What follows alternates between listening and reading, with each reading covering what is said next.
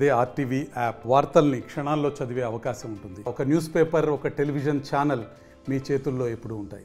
కళ్యాణదుర్గం నియోజకవర్గానికి చెందిన జ్యోతిబాయికి RMP doctor injection వేయడం వల్ల అది వికటించి మృతి చెందిందని చెప్పేసి వారి బంధువులందరూ ఈ గవర్నమెంట్ హాస్పిటల్ దగ్గర పెద్ద ఎత్తున నిరసన కార్యక్రమం నిర్వహిస్తున్నటువంటి నేపథ్యం వారి బంధువులు ఉన్నారు. ఏం చెప్తారు అన్నమాట? అమ్మ, ఏం జరిగింది అసలు? మీ అమ్మకు ఆరోగ్య పరిస్థితి ఏంటి? ఏం జరిగింది? మా అమ్మకి కోల్డ్, కాఫ్, ఫీవర్ వచ్చిందని మా ఊరి దగ్గర ఉన్న విలేజ్ దగ్గర పోయి ఇంజెక్షన్ వేయించుకున్నారు సార్. అది వాళ్ళు పాయిజనస్ ఎక్స్పైరీ డేట్ అయ్యేటివి అట్లాంటివి వేసినారు సార్. దానివల్ల అది ఇన్ఫెక్షన్ అయ్యింది సార్.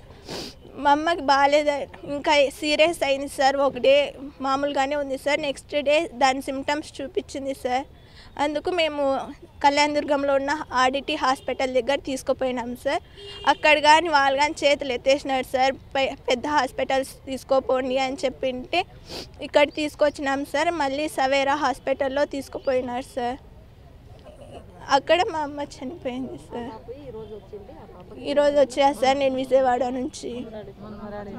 నాకు మా అమ్మ కావాలా సార్, మా అమ్మ కావాలి సార్. మా అమ్మ లేని లోటు ఎవరు తీరుస్తారు సార్? ఏం జరిగింది అసలు సార్? యాక్చువల్గా ఫీవర్ అనేసి లోకల్ డాక్టర్ని కన్సల్ట్ అయ్యారు సార్. అక్కడ ఏం జరిగిందో తెలీదు, ఇంజక్షన్ అయితే వేశారంట. ఇంజక్షన్ వేసిన నెక్స్ట్ డే నుంచే వీళ్ళు హాస్పిటల్ చుట్టూ తిరగడం స్టార్ట్ చేశారు. సర్జరీ చేసి అక్కడ ఇన్ఫెక్షన్ అయిన ఏరియాని తీసేశారంట.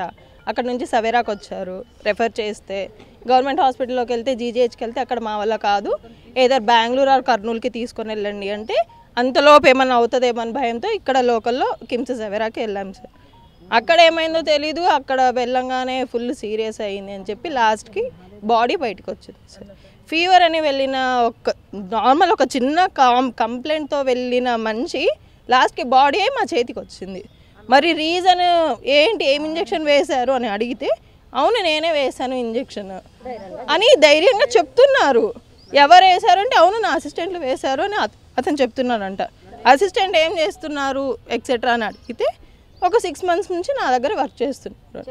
ఈవెన్ వాళ్ళ దగ్గర మళ్ళీ వాళ్ళు రిజిస్టర్డ్ డాక్టర్స్, ఏదర్ నర్సింగ్, ఏ మెడికల్ ఫీల్డ్ వాళ్ళకి సంబంధించిన వాళ్ళు అవునో కాదో కూడా తెలీదు.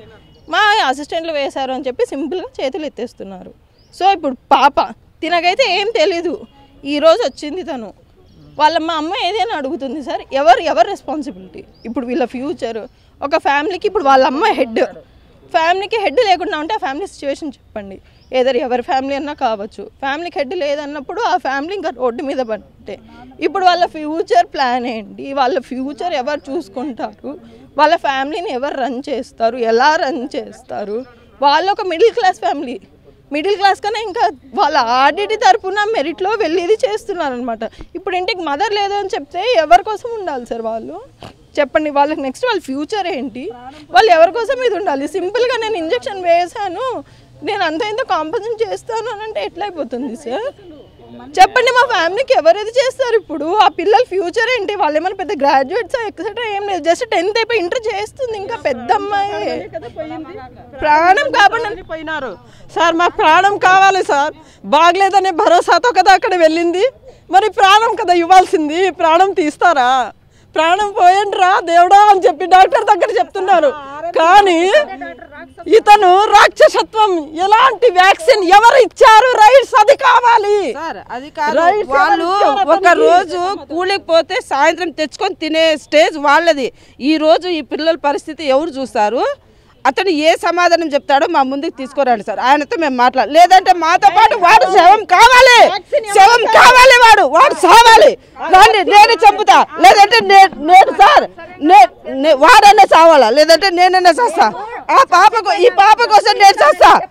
మేము వాళ్ళు కూలిపోయే పిల్లలు తలకంత షేర్ చేసుకొని, ఆమె కొంచెం ఈమె కొంచెం షేర్ చేసుకొని సవిరా అదే కాంప్రమైజ్ అయిపోయింది. కేసు ఏం వద్దు, మేము డబ్బులు ఇస్తామని చెప్పినారు. మరి వాళ్ళ జీవితాలు ఎంత ఎట్లా? పాప ఇంకా ఇప్పుడు ఫస్ట్ ఇయర్ కదా, ఆ చదివే డబ్బు ఎంత ఇంతన్నా కనీసం అంత ఇవ్వాలని కూడా చెప్పకుండా 4 ఇస్తాను 3 ఇస్తాను అని చెప్తారంట. ప్రాణాల విలువ ఎవరు కడతారన్నా? ఎవరు కడతారు? ప్రాణాల విలువ అనేది 2 లక్షలతోనే సరిపోతారా? సరిపెట్టుకుంటారా? ఎట్లా కుదురుతుంది? చిన్న పిల్లాడు ఉన్నాడు, ఆ పిల్లాడి పరిస్థితి ఏమి? ఆ అమ్మాయి పరిస్థితి ఏమి?